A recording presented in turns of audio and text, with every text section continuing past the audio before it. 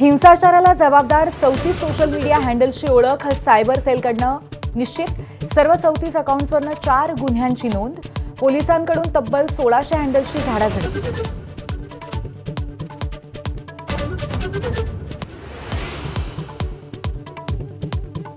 Nagpur राड्याशी minorities डेमोक्रेटिकचा संबंध असल्याचा पक्षाकडनं इन्कार।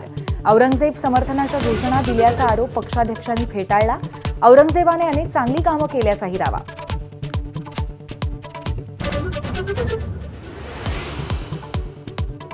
विश्व हिंदू परिषद आणि बजरंग दलाच्या कबर हटाव आंदोलनाचे काय पडसाद उमटतील याची पोलीस आणि सरकारला कल्पना होती का? गुप्तहेर खात्याने सरकारला आधीच माहिती दिल्याची चर्चा। लक्षावधीचं नुकसान रोखता आलं का असा मोठा प्रश्न।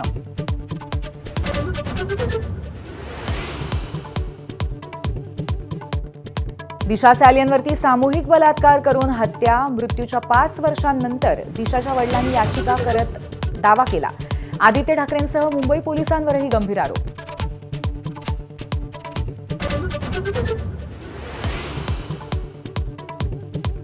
औरंगजेब कबरीचं बूमरँग झाल्यामुळे दिशा सॅलियन प्रकरण बाहेर काढल्याचा खासदार संजय राऊत यांचा आरोप। आई वडिलांच्या याचिकेमागे बोलवते धनी वेगळेच, राऊतांचा दावा।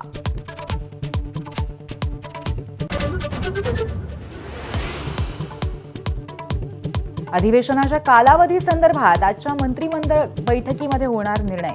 अधिवेशन नियोजित वेळापत्रकानुसार या आधीच संपवायचं याचा आज निर्णय।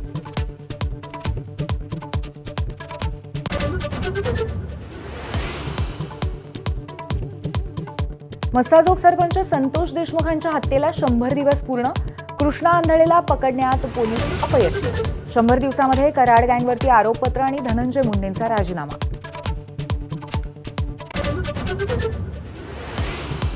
सातपुड्याच्या डोंगर रांगात नंदुरबारच्या जंगलात भीषण वणवा पेटला। धडगाव तालुक्यामध्ये 3 दिवसांपासून 15-20 किलोमीटरपर्यंत डोंगरांवर आग। अनेक जंगली प्राणी होरपळल्याची भीती।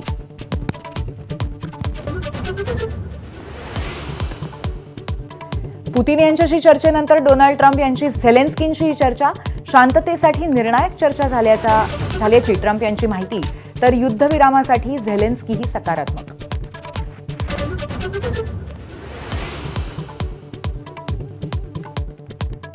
गाझापट्टीवर इस्रायलचे हल्ले अजूनही सुरूच। 436 जणांच्या हल्ल्यामध्ये मृत्यू। गाझा आरोग्य मंत्रालयाचा दावा। सर्व पोलिसांची सुटका होईपर्यंत हल्ले थांबणार नसल्याचा इस्रायलचा पुनरुच्चार। एबीपी माझा, उघडा डोळे बघा नीट।